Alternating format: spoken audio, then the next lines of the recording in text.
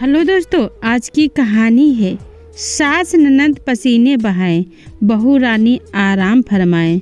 रागिनी राजीव के कंधे का सहारा लेते हुए अपने कमरे की ओर धीरे धीरे बढ़ रही थी।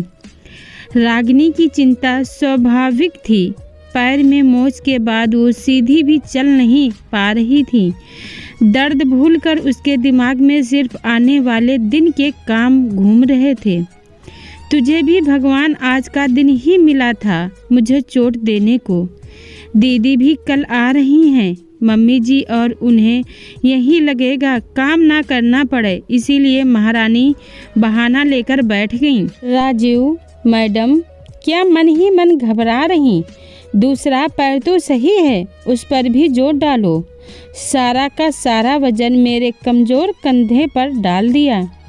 रागिनी गुस्से से लंगड़ाकर खुद चलने लगी। जब से शादी करके आई हूँ, घर की सारी जिम्मेदारियों के बोझ मुझ पर डाल दिए गए हैं। मेरे कंधे तो एम्बुजा सीमेंट के बने हैं। रागिनी चिड़चिड़ करती हुई अपने कमरे में चली गई। राजीव पत्नी की परेशानी समझ रहा था, लेकिन ना तो बहन को समझा सकता था ना माँ को, क्योंकि माँ बेटी दोनों ही स्वभाव की गर्म थी। सुमित्रा जी बेटी गीता के आने पर वैसे ही बहू की परेड लगा देती थी। रागिनी को पेन किलर लेने के बाद दर्द में तो राहत थी, पर दिमाग में उठ रहे उस बवंडर का क्या सोच सोच कर दिमाग खराब हो रहा था। छोले भिगो दिए हैं, कल भटूरे ना बनाकर रेडीमेड कुलचे मंगवा लूँगी। दही बड़ों के लिए एक्स्ट्रा दही जमा दी है। नाश्ते में नूडल्स कमला से बनवा लूँगी। मिक्कू टिन्नी आते ही फरमाइश करेंगे, मामी नूडल्स बनाओ। बस मम्मी जी सुबह मेनू में कुछ और ना ऐड करें, नहीं तो मेरी हालत ख़राब हो जाएगी। रागिनी ने सब सोचते हुए फ़ोन उठाया। अब रात को किसको फ़ोन लगा रही? राजीव, कमला को। कल वो छुट्टी कर गई तो मैं क्या करूँगी? रागिनी घबराते हुए, यार तुम औरतें कितनी निगेटिव होती हो, सब गड़बड़ ही होगी, ऐसा क्यों सोचती हो? कई बार कहानी में अच्छे ट्विस्ट भी आ जाते हैं। जो पॉजिटिव रहो और चुप करके सो जाओ। राजीव ने रागिनी से फ़ोन लेकर अपने पास रख लिया।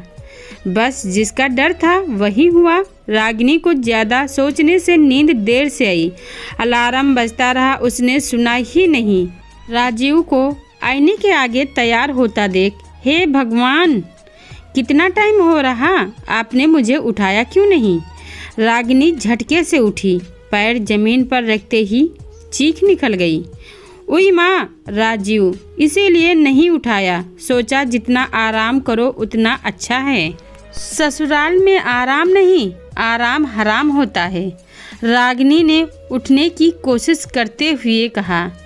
रागिनी धीरे धीरे रसोई में पहुंची। कमला ने बच्चों को दूध गर्म कर दे दिया था। सुमित्रा जी छोले को सीटी लगवा रही थी। दही बड़े की चटनियाँ बना चुकी थी। नाश्ते में बड़ों के लिए पोहे और बच्चों के नूडल्स बन चुके थे। रागिनी ने आंखें मसली। उसे अपनी किस्मत पर यकीन नहीं हो रहा था कि उसकी न होने में इतने मैनेजमेंट के साथ काम हो रहा। बहू, अब पैर का दर्द कैसा है? ठीक हूँ माँ जी। वो फ़ोन इन्होंने अपने पास रख लिया, सो अलार्म नहीं सुन पाई, नहीं तो आपको इतनी तकलीफ़ नहीं होती। नहीं, ऐसी कोई बात नहीं। अब तुम बच्चों का डिब्बा पैक कर दो। राजीव और पापा जी को मैं चाय के साथ पोहा दे रही हूँ। रागिनी को समझ नहीं आ रहा था आज हो क्या रहा है। चोट मेरे पैर में लगी है या मम्मी जी के दिमाग में? बिना किसी ताने तूने के वो चुपचाप रसोई के काम कर रही। गीता अपने बच्चों के साथ पहुंच गई थी। सबने साथ बैठकर नाश्ता किया। गीता का व्यवहार भी आज अलग था। वो भाभी भाभी चिल्लाने की बजाय अपने बच्चों को खुद ही सर्व कर रही थी। इतने में अविनाश जमाई जी अपनी माँ और बहन को लेकर आ गए। सुमित्रा जी गीता के ससुराल वालों की खातिरदारी में लग गईं। गीता माँ के साथ रसोई में दही बड़े तलने को जाने लगी। रागिनी के सोफे से उठते ही, अरे बहू तुम कहाँ चली? तुम आराम करो, मैं और गीता कर लेंगे। आखिर बहू भी तो घर का ही सदस्य है। उसकी तकलीफ में उसका ध्यान रखना ससुराल वालों का फर्ज है। और नहीं तो क्या भाभी, मैं तो जल्दी इसीलिए आई थी कि माँ की कुछ मदद करवा दूं। आप बैठो, ननद का भी कुछ फर्ज होता है। हमेशा तो आपसे सेवा लेती हूँ, कभी मुझे भी मौका दो। रागिनी असमंजस की स्थिति में थी। ये मेरी चोट का असर मेरी सास ननद के दिमाग पर हो गया क्या? एक रात में इतना कैसे सुधर गई? रागिनी के चेहरे के भाव पढ़ राजीव पास आया, कान में बुदबुदाया, कैसा लगा ट्विस्ट? मज़ा आ रहा है ना? तुम ठाठ से बैठी हो दीदी और मम्मी। रसोई में सचमुच मज़ा तो बहुत आ रहा है, पर ये कैसे संभव हुआ? रागिनी उत्साह से, ये सब पापा जी का दिमाग है। मुझे बोले बहू को बोल ज़्यादा नहीं, सो मैं सब मैनेज कर लूँगा।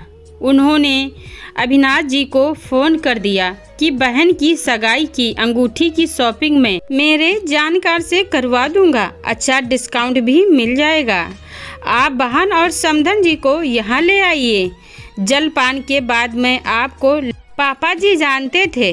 गीता अपनी ननद के सामने आदर्श ननद और मम्मी अपनी समधन के सामने आदर्श सास का उदाहरण प्रस्तुत करेंगी, जिसका फायदा मेरी घायल बहू को मिल जाएगा।